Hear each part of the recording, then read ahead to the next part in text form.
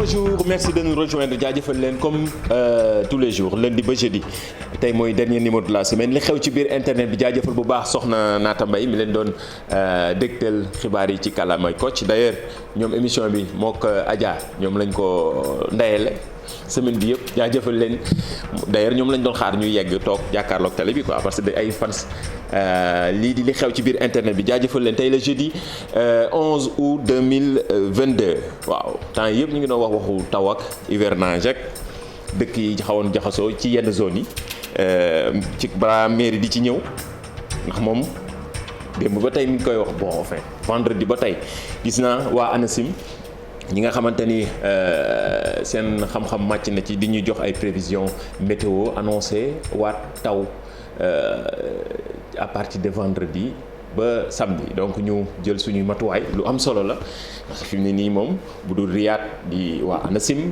ñoom tamit dañuy alerter léegi doonte téléphone portable yaa ngi fi sax ak météo yi waaye ku ci nekk léegi gars yi gën nañu miinanteeg ñii di waa ANACIM ak RIAD ci réseaux sociaux yi ak ñeneen ñoo xamante ni vraiment ñu ngi ñuy alerter waa ANACIM di leen jaajëfal donc liñ ci mën a jàpp rek mooy vendredi ba samedi 13 août 2022 mu nekk loo xamante ni voilà ñu ku ci nekk rek waaj waaw lu mën a nekk la taw bi fi mu ne nii daal. macha allah daal la ñuy wax ci nawet bi Mairie ñu ngi lay nuyu di la jaajëfal nuyul téléspectateurs yi ak internautes yi. maa lay fay Ndiaye di nuyu suñu téléspectateurs yi tey nag jeudi dernier numéro de la semaine ñoo ko gisandoo bu leen yeboon nag ngeen jël yéen ñëpp seen matuwaay lu ñu daloon vendredi passé bu mu ñu dalaat na ku nekk toog sa kër tegale say tànk jàkkaarloog sa télé taal sa climatiseur wala sa ventilateur bàyyi taw bi mu wàcc. jaajëfal internautes yi ci jaajëfal aussi Jili CSB mi sponsorisé émission bi ndaxte cadeau yu bari yu ñu fiy joxe Jili moo ñu koy jox téléspectateurs yi internautes yi Jili ma nga nekk rond-point cité kër góor gi mais xam nga ni jabaru Jili moom mooy fan sa number one li xew ci biir internet. def naa mos nga ma ko wax une fois mi ngi noonu nag léegi nag tey sax moom dafay bokk ci ñu ndeyale émission bi. émission bi ngi bëgg a bari ay ndey. mu ne nii kay am na il faut aussi kon man toppatoo mbirum bàyyale bi tamit. waaw loolu mën na ne passe-partout. bu RFM waaw passe-partout bu RFM mën nañ ko bàyyale déjà pour tey. jaajëf loolu baax ak Racine monteur mooy chef monteur yëpp. mi ngi noonu d'ailleurs bàyyi woon nañ fi benn image cachée tey dañ koy teel a lancé ndaxte mën nañ choisir ci internet yi dañuy en attendant ngeen dugg ci live Facebook bi ñi ngi Facebook ñi ngi YouTube ñi ngi Instagram en live jaajëfal équipe digitale bi am na image cachée bu ñu fi bàyyi woon démb ñu bari naan ma ñii naan ma ndox dafa yomb ñii naan ma dafa jafe wan leen image bi Pape Sam réalisateur connecté ñu xool image cachée bi kan moo nekk ci ginnaaw image bi ci émission bi la bokk. dafa yomb waaw ñu ci bari dañ ko daan mujjee mais bii balaa émission bay jeex peut-être ñu choisir ci kenn ci internet yi ne ko mu dem Jili CSB wax leen ñu kan moo nekk ci ginnaaw image bi nga ni dafa yomb. dafa yomb ñëpp trouvé dem moom dañ ko teg balaa ñoo wàcc nit ñaa ngi commencé. joxe tur beeg pédigré beeg. lu ne ñu joxe ci. ak parcours ba démb ni ma meree affaire bi daa yomb trop. moo tax tey dañu ñëw rek commencé ko nii. jaajëfal bu baax internautes yi participer ci émission yi maire yeeg paa yi aussi di leen jaajëfal féliciter leen remercier leen. baax na leen bu baax waaw. ñoom vraiment ñu ngi ñuy may doole franchement di ñu suivre bu ñu génnee chaque fois ku ci nekk yaa ngi jàpp vraiment seen émission bi c'est éducatif c'est ludique en même temps parce que ñu ngi jàng et en même temps ñu ngi siy bëggal seen xol ndax démb reetaani moom. noo démb reetaani moom tas na geeru émission bi. loolu baax na démb reetaani moom dee leen ree kon. waaw dee leen ree seddal xol yi. am na internet bu demandé sa chapeau bi lan la wala. daaw laajoon nga ma ko fi. waaw mais du man. lii béré la béré wu triangle de la beauté. kon yow da ngay sol yëri daaw. waaw chapeau daaw bi la nii. boo nekk pour man beneen style la dama ci am ay couleur. dama ci am vert rose léeg-léeg nga changer couleur loolu day am. nii lañ nekkee ak tey da ngay def blanc noir rek kase ak rose noir. nouvelle maman yi. béré. bu ñu xëyee suba xale yi sonal leen ci kër ga ñu daw ñëw dëppoo beere yi rek ñëw.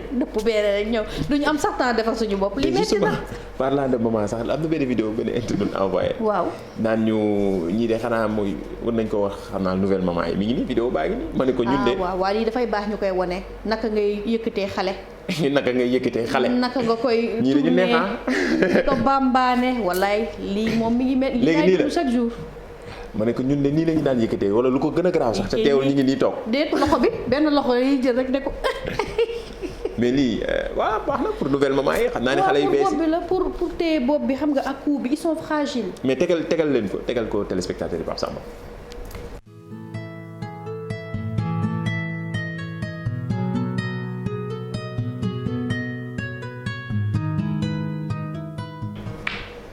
ñoom mairie la ñuy jàngal na la ñuy téyeloo mais sunu yaay yi ñoom. kenn du leen jàngal dara. mais lii nouvelle maman yi ñoo koy gën a soxla nag. oui nouvelle maman yi laa. ñun ñu jur ba pare ba juraat.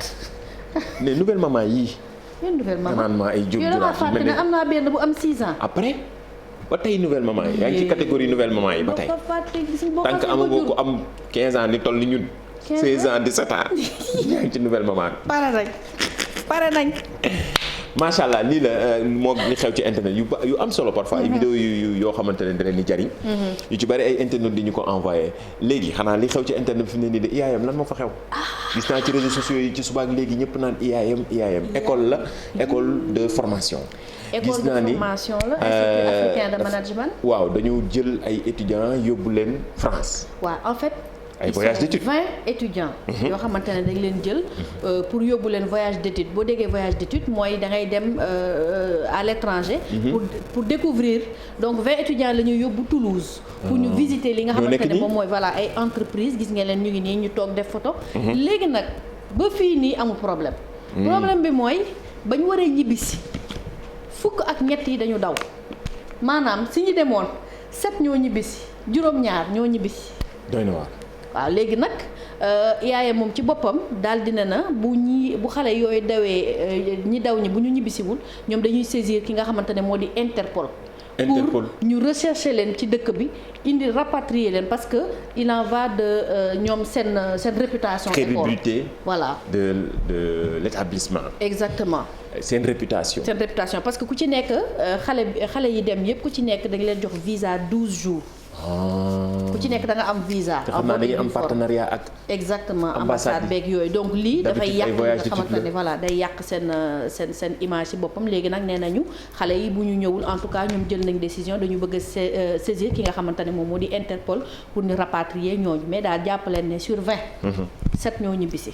journaux yi ñëw nañ ci mais ci réseaux sociaux yi depuis démb ci guddi en tout cas ñëpp a ngi koy partagé mais ñu ci bari di ci samp ab laaj ñenn ñi gis naa ay tweet yu am solo yu ci nekk naan lii war na mën a tax ñu ci nekk ci njiit yeeg yu ci nekk war a mën a xalaat waaw dañuy interpeller sax directement le président de la République ak état ci boppam di laajte ndax li nga xamante ne ndaw yi dañoo daw lan lay signifier ça veut dire quoi lan moo nëbbatu lan moo làqu ci gannaaw est-ce que parce que dañu amul voilà est-ce que parce que dañu amul avenir fii moo tax ñu bëgg a daw dem wala lan la donc samp laaj yi daal bëri na derrière yooyu daw l'État est interpellé de état autorité ñu ci bari sénégalais yi ñun ñi ñëpp ci war a internautes yi daal en tout cas interpellé nañu état fa ñu dawee dañ lii sama commentaire fa ñu dawee dëkk bu métti la fépp métti léegi fépp métti du Toulouse France ak fépp yaakaar ne dañuy dem pour wuti Eldorado mais war na jur ay taxaw seetlu waaw loolu kay lii kay lu kii la c'est intellectuel di jàng di fay parce que IAM c'est une école privée. donc da ngay fay. am na ñoo xamante ne ok c'est des boursiers. mais li leen waral est-ce que c'est de l'inconscience est-ce que ñàkk xam la lan moo leen si mën a fekk. xaw a tiit ci seen avenir xaw a tiit ci seen avenir tout le monde se pose des questions. donc ñun tamit dañ leen indi rek li nga xamante ne moom la internaute yi samp comme laaj. mën nañ ci joxe seen xalaat en live. comme c'est une émission interactive. donc Facebook live ñu ngi nii jàkkaarloo commentaires yi. YouTube live ba ci TikTok. jaajëfal bu baax team digital bu télévision Futurs Médias wala bu groupe Futurs Médias Adja mi ngi ci ginnaaw lépp loo xam ne seen commentaire la mën nañ ko daal di partager en temps réel pendant ce temps tey ci suba si président de la République mi ngi doon sargal ñi nga xamante ne ñoo jàll ci concours général bi maanaam ñi gën a xarañ ci Sénégal mu nekk lu am solo tey d'ailleurs président mi ngi doon wax am na discours bu am solo bu mu ci wax mu ne moom nee na on a plus besoin d'envoyer maanaam soxlaatuñu yónni suñu ndaw yi ci yeneen écoles yi suñu meilleurs produits ci yeneen école à l'étranger pour ñuy jàng parce que ñoom dinañ teg benn dispositif boo xamante ne nii dina mën a encadrer meilleur produit du Sénégal yooyu fii ci dëkk bi loolu la mi ngi ñëw kaddu yi mi ngi ñëw ci moment bi nga xamante ni ay beneen école établissement boo xamante ni dañoo yóbbu seen ay étudiants ñu dem France visiter xool def li nga xamante ni mooy ay visite voyage d'immersion voyage immersion c'est important surtout parfois ci établissement privé yi que ça soit mu nekk privé wala public ñu dem découvrir leneen foofu ñu jaaree fa daw wax na ko te lii nii en fait c'est bien de dire que day am ci école yu ne mu nekk à l'étranger wala fii dafay baax yenn saa yi mooy comme xale yi rek la ñuy def sortie dañuy jékki-jékki dem sortie visiter leneen donc au niveau universitaire dañ koy yóbbu à l'étranger pour ngeen découvrir lu xew feneen waaw dafa bokk ci li xew ci internet bi d'ailleurs ndaxte fi mu ne nii mooy li gën a fees ci réseaux sociaux yi partout explication yu am solo wax nañ ko lépp loo xam ne yéen a ngi koy gis ci réseaux sociaux yi internet bi ba xam na xibaar bi am na wala amul d'ailleurs site d'information yu bari ñëw nañ ci relayer ko groupe télévision Futurs Médias sànq lii di benn élément bu am solo Corombaar Ndiaye def na ko ci leneen li mooy hôpital Dantec tamit gis naa réseaux sociaux yi démb ak tey ku nekk a ngi ñaxtu mais coowal hôpital Dantec bi donte fii ci télévision Futurs Médias def nañ ci ay reportage yu am solo leeral ko démb rek Abdoulaye Der ki mu invité gis naa ñu ci bari di ko dagg di ko partagé voilà di ko partagé donc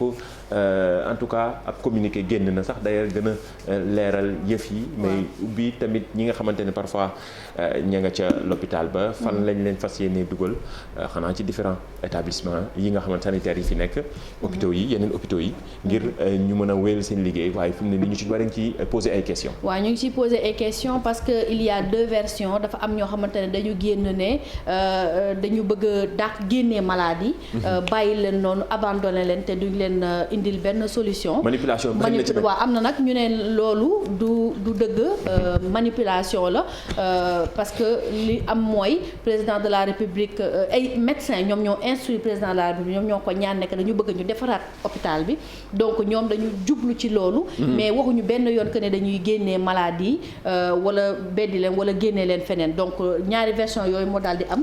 ku ci nekk nag yaa ngi téye ci sa version mais en tout cas comme ni nga ko waxee sànq. hôpital bi ñoom dinañ nañ génne benn communiqué. parce que travaux yi dafa war a commencer sous peu. le 15 août. le 15 août voilà lundi incha allah. lay commencer. noonu la amoon na benn vidéo bu ñu amoon. wax expliquer ñu maquette bi. waaw explication comme nii nan la hôpital bi fas yéene mel. buñ ko defaraatee. ndaxte benn pàcc bi dafa am ñeneen ñu ko jël ngir defar ci leneen loolu tamit fi mu ne nii jur jiixi jaaxa ba leerul ci boppu askan wi waaye télévision Futurs Médias mi ngi fi ndaxte ñu ngi ciy def ay reportage yu am solo ñi nga xamante ni aussi ay syndicalistes yi la ñuy nekk ci hôpital boobu fan yi yëpp ñu ngi doon génn di def ay points de presse ngir gën a mën a gindi askan wi waaye fi mu ne nii ci internet bi ay internet yu bari dañ ciy samp ab laaj ñu ci bari naan ñoom information yi ni muy dikkee dafay jaxasoo ci seen bopp. effectivement donc baax na yi tamit comme nii ñu gën di leeral. waaye en tout cas mbirum hôpital baa ngi noonu maquette baa ngi nii la fas yéene mel ci buñ ko defaraatee ba mu yemb ngir askan wi lu am solo. hôpital Dantec bu boobaa rek Ndiaye dinañ toog taaxiru rek façon lundi. soreetul bu boobaa dinañ xam ndax malade yi nekk foofu. ndax dinañ leen déplacer ci yeneen service ou pas. loolu am na solo. loolu c'est important. on a beaucoup d'informations ci internet bi. information yi day bare dañoo waxee ci lii jóg wax ci lii front bu ne nga bëgg ci ne comme mairie lu ne keroog ba taw wi di taw fu ne mi ngi yoof chaque instant mu ne mi ngi fee te xamul ni li muy dund nii sénégalais yu bare koy dund à l'instant. Njaay yow nekk woon ci oto ak ñaari xale benn bébé buy jooy sa nopp yi ak keneen ku lay naan fii la ñuy dee ma mujj génn ci oto bi ne xaaral ma live ndax affaire yi leer waaw. voilà donc ma waroon di live ba ci digg bi rek benn bébé bi génn par force ci biir live bi en direct. ma ne ko duggaatal ci biir ak live yi. non il fallait que ñu montrer quand même situation bi. question bu am solo. identité numérique. pourtant wax nañ ko répéter. chaque jour te lii dafa am solo. identité numérique lan mooy identité numérique.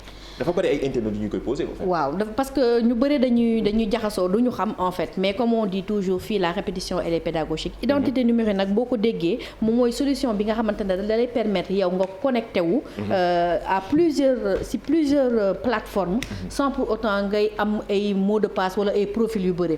maanaam mooy soo déggee identité numérique bi ñu ko mënee tënk ci olof maanaam mooy yow sa nit ci biir internet bi. naka ngay doxalee fa ngay jaar ak fa ngay dugg ak fa ngay génn ndax da nga soxla caabi mooy mot de passe wala soxla woo ko wala yow kese donc say trace la. boo déggee identité numérique mooy loolu important mot bi nga utiliser noonu laa soxla woon sax. voilà trace yi. waaw foo là où je passe je laisse des traces. mooy ngi noonu nag. ndaxte mbirum identité numérique yii. dafay jur parfois yëf yi yóbbu nit ki ci ay traces am. effectivement ba kaso. looloo fi xew temps yëpp. parfois laaj yi ngay def. commentaire yi ngay def. poste yi ngay def. dañ la ci mën nañ la ci topp loolu yëpp mooy regrouper sa identité numérique. effectivement loolu yëpp moom mooy nekk li nga parce que identité numérique mooy sa activité. ci biir internet donc yow mën nga ñëw sa like bi nga xamante ne yow da nga koo xeeb. donc yow sa poste yi nga doon def ay 2014 def ko ci benn poste waaw. dinaa ko génnewaat. man dama assumé de. bu assumé dara. Ndiaye man damay assumé de dinaa génnewaat sa poste yi nga doon def. foo génneewaate sama ay 2014 génneel sa yos. dégg 2012 sax mën nga remonté ba 2012. non 14 ñi ma am de source sur 14. ah waaw baax na ayca parce que jamono jooju moom tàngoon naa pilim de dama xaw a calmé wu daa ma doog dalee rës. donc loolooy identité numérique moo xam li nga liké. moo xam li nga posté. donc lii même commentaire. li mat a sensibiliser. alerter internautes yi. ñi nga xam ne xamuñu surtout mag ñi mooy. donc ñu bàyyi xam bu baax bu ñuy liker wala bu ñuy commenter wala bu ñuy partager. chaque jour dañ koy wax. waaw da ngay xam li ngay liker da ngay xam li ngay partager. lu mu da ngay xam aussi balaa ngaa poster. li ngay poster ndax mënuñu la ci tëj wala mënuñu la ci porter plainte pour diffamation wala leneen ak leneen donc def leen attention par rapport ak loolu parce que seen présence ci biir internet bi la ñuy juger et c'est sur cette base là ci base boobu la ñuy mën a def action yi nga xamante ne mooy porter plainte wala leneen ak leneen. bu fekkee Europe la mën nañ joxe cas wu France bari na ci ñoo xam ne dañ leen jàpp. yóbbu leen ci kanamu yoon gannaaw ay posts yoo xam ne apologie mbirum terrorisme. waaw terrorisme ñu liké wala ñu partagé. yoon ñëw teg dal seen kaw. en tout cas Ndiaye moom lu ñu mën a joxe comme conseil mooy par exemple pour nga mën a gérer sa identité numérique maanaam nga mën a def attention. del fexe di def veille récurrent. maanaam di vérifier sa tur soo demee Google nga tapé sa tur xool ndax utiliser wuñ sa tur si leneen wala leneen. wala nga def nga sélectionner le bon réseau social nga xam fan ngay waxee. ak naka ngay waxee aussi del def toujours mise à jour des informations mot de passe. loolu yëpp dee ko faral di def ak pare-feu yi. nii la ay conseils yu am solo leen di jox surtout ci jamono ji nga xamante ne dañuy suivre actualité yi. am na solo mairie ci explication identité numérique like naa loolu. waaw def ci cœur waaye bu ko like def ko cœur. waaw cœur kon WhatsApp démb ñu ngi doon expliquer changement yi ci am. explication yu leer ak ñi nga xam seen xam-xam màcc na ci tey waxtaan nañu kii di Gérard Dacosta ci 3 points yi génn ci groupe WhatsApp te kenn du ko yëg ñu ci bari bëgg ci génn ndax groupe bu famille lii mu am mais surtout capture yi ñu koy éviter léegi capture yi WhatsApp da koy mujj dakkal léegi boo capturer rek dina xam ne diw capturer na sa message seen discussion. amoon na Snap déjà ak Telegram. waaw moom noonu la ñuy def dañuy suivre mais surtout ñu xool loo xamante ne dañuy éviter lii di fake news yeeg mais surtout partager parfois fausse information yi waxtaan nañu Gérald Dacosta ingénieur la moom tamit mu jox ñu ci ay explications yi la.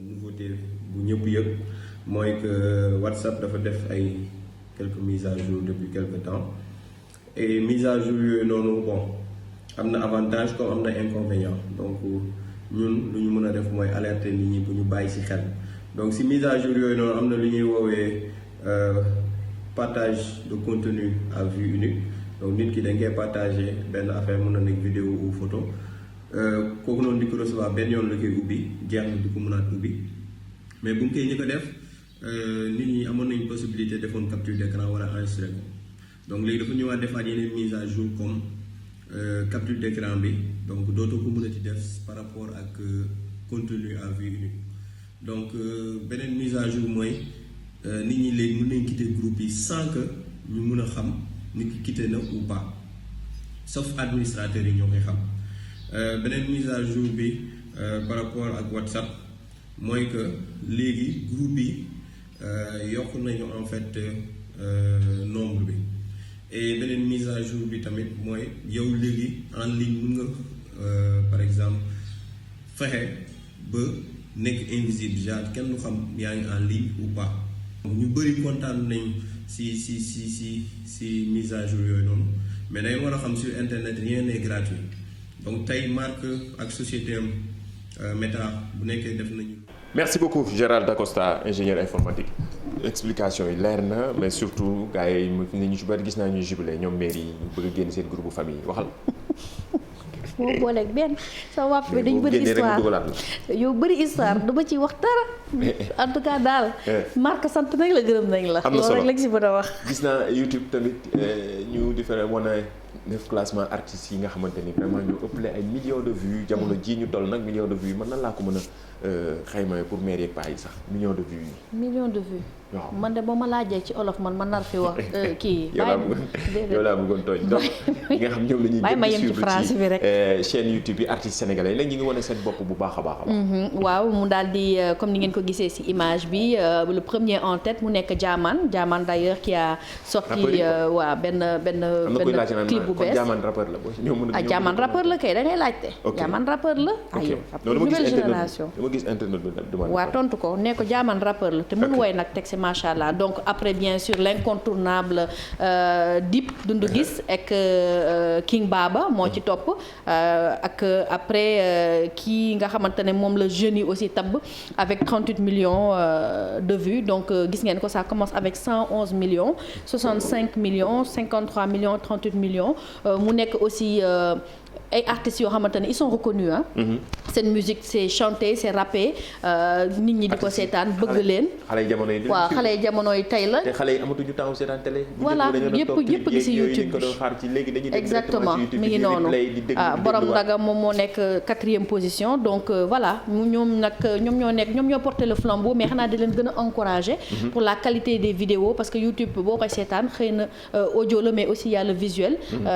donc muy Jaamaan muy Dip ak ñoom kii baab ak ñoom ñëpp félicitations. en tout cas félicitations lii am na solo day wane progrès artistes sénégalais yi ni ñuy góorgóorloo ci nouveau média yi mën nañu ko waxee noonu wala ci yenn chaîne YouTube yi ku ci nekk am nga sa chaîne YouTube ba di ci def liggéey bu am solo jaajëf ñu jàll ci démb vidéo bi ñu bëggoon teg mooy ñi doon def toujours rek caméra de surveillance yi di leen wane.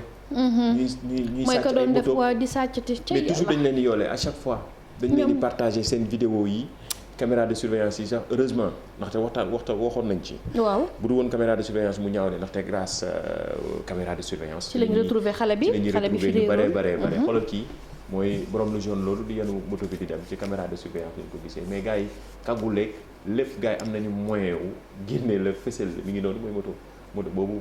ñoom xamuñu ne nii mën nañ leen reconnaître très facilement. très facilement. yéen ñiy def li nga xam ne ay ñaawteef la wala sàcceeg yu ni mel caméra yaa ngi ci dëkk bi yëpp lépp loo mënti def dañ la ciy jàpp moo tax nag di ci jaajëf bu baax waa police gendarmerie ainsi de suite di leen jaajëfal ci seen liggéey bu am solo bi. leneen li mooy volet yi ñu doon wax noonu nekkate jàpp nañu léegi gis naa site internet yëpp reprendre ko volet mi nga xamante ni waxtaan nañ ci jàpp nañu kenn ki nga xamante ni wala da ciy doon yëngatu ci mbirum njaayum volet. li ma ci metti rek mooy jigéen la. waaw ku tudd Fatou Kiné alias Choupi donc moom nee nañ moom mooy la reine maanaam moom moo jiite boobu le trafic du volet ñu ngi leen ko doon expliquer fii indi nañ ces informations donc en tout cas daal jàpp nañ ñaari tête yoo xamante ne mën nañ leen wax ne ñoom ñoo leen tête de file ñoom ñoo jiital affaire boobu di trafic drogue boobu donc di santaat encore une fois et di gërëmaat et encourager waat suñu police parce que bi ñuy defee alerte bi boobu ba léegi yàgg na mais alhamdulilah résultat génn na. am na solo Pape Sane dama lay jox ki ñu choisir pour bonne réponse bi jox ma bonne réponse bi image cachée bi kan nga gisoon yow nga ni yow mi doon wax dafa yomb. Serena Williams. Serena Williams moo nekkoon image cachée bi. bonne réponse bi bari na ci ay internet yu ko trouvé mais man ki ma choisir mooy Djibi Cissé. Djibi Cissé. waaw Djibi Cissé ba wax na lu. Serena Williams. moo joxe na ay date de naissance 26 septembre 1981. considérée comme l'une des plus grandes joueuses de tous les temps. Serena Williams mi nga xamante ne day ñëw daal di dem retraite ci fin du mois bi. bu jeexalee Open bi moom nag beneen page pour tennis mooy tourné wu. mën nañu ko waxee noonu surtout ñun ñi nga xamante ne ñu màggandoog ci gloire am nekk koo xamante ni ku ñu ràññee la ci mbirum tennis. mais surtout bokk ci famille tennis. moom Serena Williams fas yéene dem retraite ci weer wi bu. macha allah nii la nit da ngay xam faut savoir quand prendre sa retraite. voilà quand partir c'est important. moom la def moo tax ñu choisir kenn ci internet yi na dem ci directement ci Jili CSB boutique am bi nekk rond-point cité Kër Gorgui wala Parcelles Assainies dina gën a leer. Djibi Cissé mu jël cadeau comme ni ñu koy defee image cachée lañu leen fi bàyyil saa su ne di leen ko partager ngeen joxe seen réponse tey le jeudi nag mais dañuy bàyyi ba lundi ñu jox leen beneen image cachée. waaw nañ bàyyi ba lundi donc ñu daal di tàggatoo ak yéen rek dernier numéro de la semaine dinañ leen namm trop mais comme ñu rappelé la rek nee nañu vendredi ak samedi day taw donc toog leen seen kër. en attendant wàññi déplacement yi. waaw wàññi déplacement en attendant lundi incha allah 15 août. mais samedi am na baalu kër de. waaw dinañ ci ñëw loolu. ñoom Khalil ñoo ko organisé baalu ñoom 1900 Sidi Talla waaw mais nee nañ plus de 30 ans ñooy bokk. mais dama. torpédro ngay sol ak yooyu à l'ancienne. moom nga commencé annoncé nii. amul vidéo amul dara. Pape Samba affiché ma tuitu Djibi Cissé. s'il te plaît. balaa ñoo dem. mooy ki ñu choisir. baal ba mi ngi ma envoyé sa WhatsApp réalisateur connecté mi ngi nii. Djibi Cissé moom la ñu choisir ci image cachée bi mu dem jëli téléphone portable am sûrement ndax cadeau yu ni mel la Djili di joxe Djili CSB nekk rond-point cité Kër Góor gi en plus di sponsor officiel bu. li xew ci biir internet bi jaajëfal tàggul téléspectateur internautes yi ba lundi incha allah. waaw lundi incha allah ci diggante bi portez-vous bien te bu leen fàtte rendez-vous ak ñoom Khalil ca baal ba le 13 août la. incha allah waaw. ma ne dematuma ay baal. dematoo non mais baalu kër la à l'ancienne. lal dañuy fàttaliku waaw def comme bâche comme balle poussière def ay torpédro veste maak yeeg yooyu. àbb leen seen veste papa yeeg yooyu. yow monsieur Diouf te moom nee na jëkkër imam la de. waaw sama jëkkër imam la moo toog ci télé bi annoncé baal bi. waaw léeg-léeg c'est que instant bi damay négocier waale pour ñu bàyyi ma dem quoi.